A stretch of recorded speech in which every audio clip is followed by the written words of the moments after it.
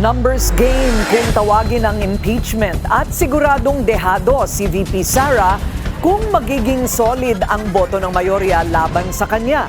Yan ang exclusive agenda report ni Isaiah Mirafuentes ng Abante. Yes, Your Honor. Numero ang basihan para ma-impeach at mailis sa pwesto si Vice President Sara Duterte. Sa Kamara, 1/3 o katumbas ng 106 votes ang kailangan. Sa Senado naman, 16 na boto ang susi para mapatalsik si VP Sara. Matapos ang mainit na pagdinig kahapon, ano na kaya ang kahinat na ng mga reklamo laban sa pangalawang Pangulo? Sa mensaheng ipinadala sa Billionaire News Channel ni Antipolo Representative Ronaldo Puno na chairman ng National Unity Party na may mahigit 40 na miyembro, inamin niya na nakasalalay ang posisyon ng NUP sa impeachment sa magiging boto ng House Speaker at mga kapwa-partido sa mayorya. Iginit din niya na ayaw niyang impluwensya ng iba sa kanyang opinyon at malaya raw silang pumili ng kanilang boto.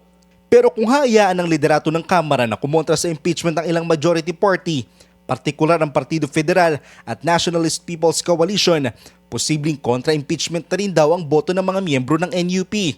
Sa ngayon, tila malabong kumontra ang Partido Federal ng Pilipinas sa impeachment dahil pinamumunuan ito ni PBBM. Ang Nationalist People's Coalition naman ay kay Senate President Tito Soto na wala pang malinaw na panig sa impeachment pero gusto niyang umusad dito.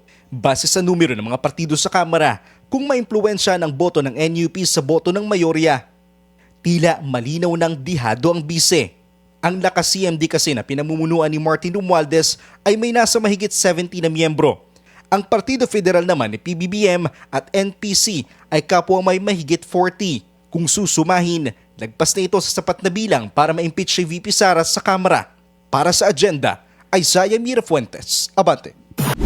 Manatiling nakatutok sa Billionaire News Channel. Sumubaybay sa aming social media accounts at mag-subscribe sa aming YouTube channel para sa mga bago at eksklusibong balita.